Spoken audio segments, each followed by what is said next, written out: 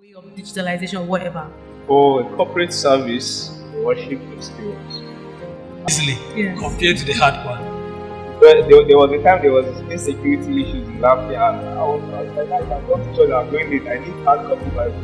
So that in case anything happens, I'll just show the police that you see I'm coming from church. You need to answer it. Okay, please just be brief.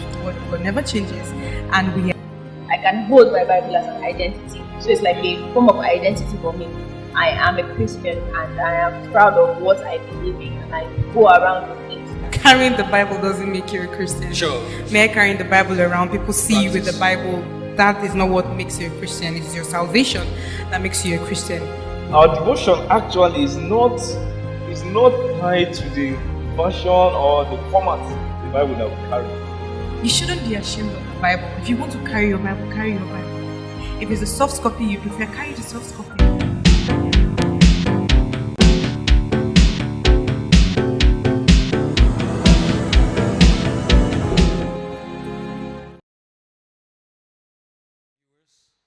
My name is Joshua Ewuga. This is Faith Unfiltered, live at Ecwa Goodnews, GRA Lafia.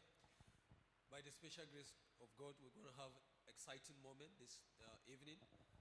Having privilege with young, beautiful people amongst us. I will let them introduce themselves before we continue. Let me start from you over there, please. Okay. Good evening, viewers. My name is Otman Ismaila Ohiko. Okay, just introduce your name. Just your name. All right, thank Yeah. you very much. Good evening, viewers. My name is Lillian Izarasi Akwi. All right. Good evening, viewers.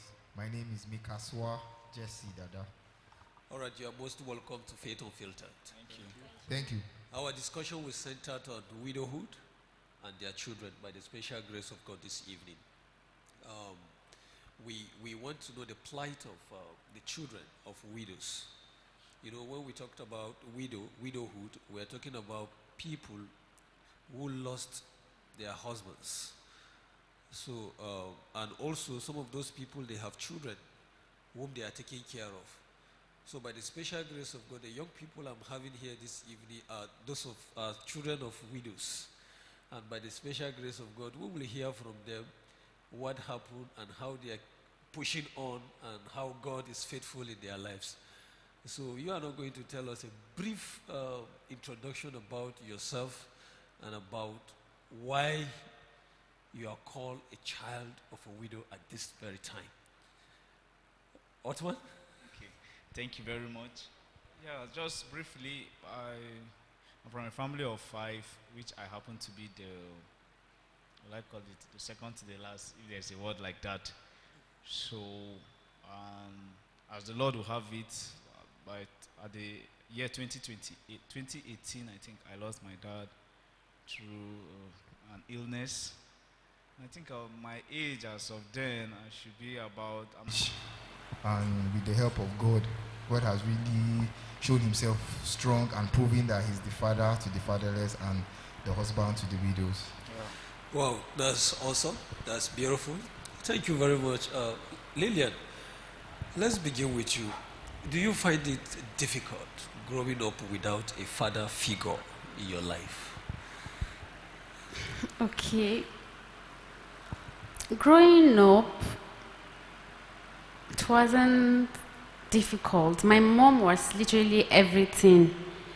I didn't feel the absence of a father because growing up, I was not attached to him. I was just 3 years old. Probably because you didn't get to know him that much. Yes, I didn't before experience he left. father's love. Yeah, I understand. So it wasn't, growing up, it wasn't really a challenge until now that I'm grown up.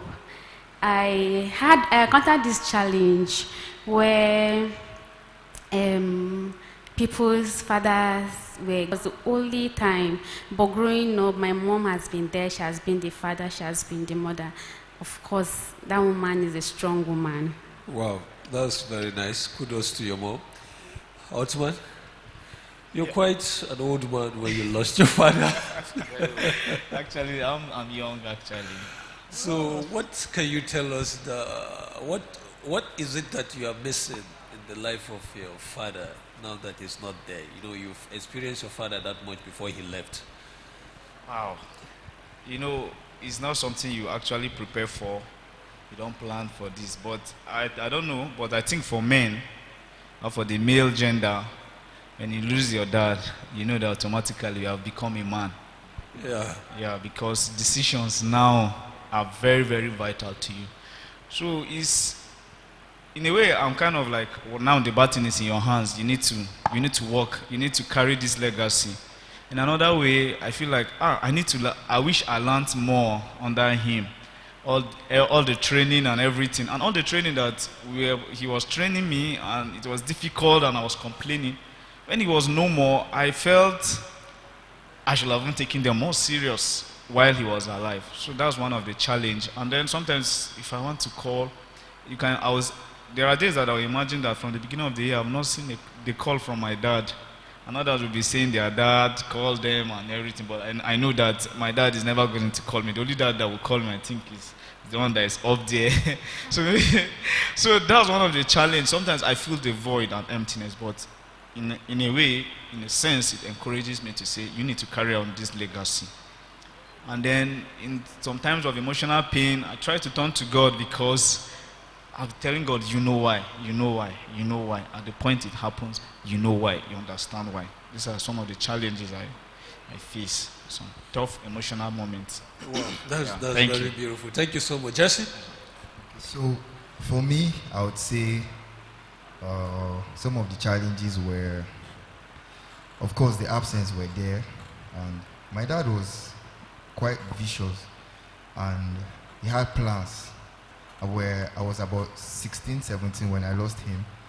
But I could tell you that the plans he had for us, sometimes even people that knew him, or uncles or relations or friends, they keep saying, oh, if only your dad was alive, we knew where he would have been, we knew what he would have done for you guys and stuff like that. Wow. So every time we've left it in God's hands, because we know the will of God is already involved, and he has already promised he's going to be the father to the fatherless and husband to the widows. Yeah. So at some point we had to surrender. We know he had plans. We know he had dreams for us. He had good plans for us, but God has a better plan, I would say. Or God has the best plan. God has the master blueprint. So some of the challenges were those provisions we used to have, those luxury care we had and all of that, because he was really fun to be with and around. He always ensured that there was one enjoyment or one form of fun or enjoyment in the house or the other. But then, after his demise, we had to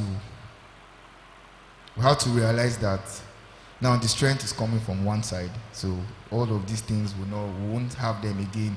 Even though to the best of my mom's ability, she was able to provide and to do the needful. So all the wants we had to keep them. We had to be contented with the wants, but for the needs, my mom was able to make provisions for that, like the schooling, the taking care of our basic school provisions and all of that. So growing up without him was quite challenging, but God has been coming through, and up till now we can still see the hand of God. Wow, that's great. Thank you, Jesse. Otman? Yes, sir. Sometimes people alluded to this fact that children growing up without father figure in their lives, they tend to misbehave. They tend to be very disobedient to their moms, and sometimes they even miss their ways.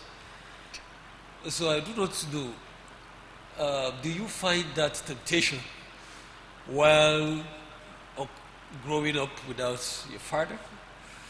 Or did that scenario happen amongst your siblings? That I could think of, I don't think so. Okay. Now, reason because my dad was an academician. I think he principaled a lot of schools, so he's actually strict in his discipline. All right. Yes, so, and he has a method of raising us that I could remember. He ensures that our heads are together. Now, so when he was no more, we understand the gravity of the responsibility now on ground and how we treat our mom. Our mom too, she know they carry last. She's in terms of finances, I mean, taking care of your bills and the rest. Okay. I'll start by telling us her occupation. She read CRS. Okay. Yes, and she's a teacher. We know how much they pay teachers now, yeah? That's one occupation that they get less paid, and with the little she has, thank God for business skills. So she was equipped with a lot of skills.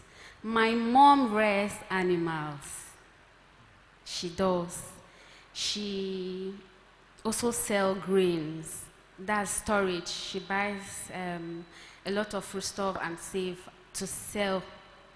So she has really tried, and whenever we come with our challenges, whenever we come, okay, we need this, sincerely, I would say 98% she covered everything.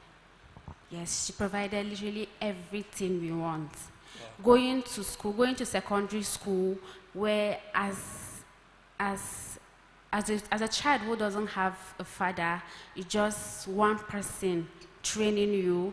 I had provision more than those who had both parents.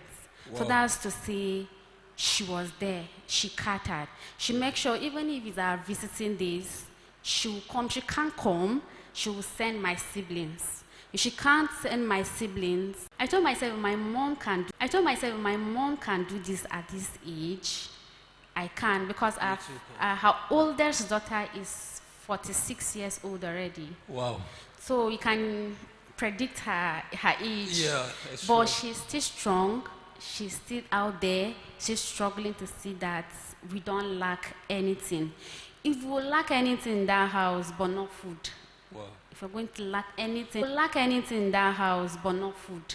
Wow. If we're going to lack anything in that house, but not food.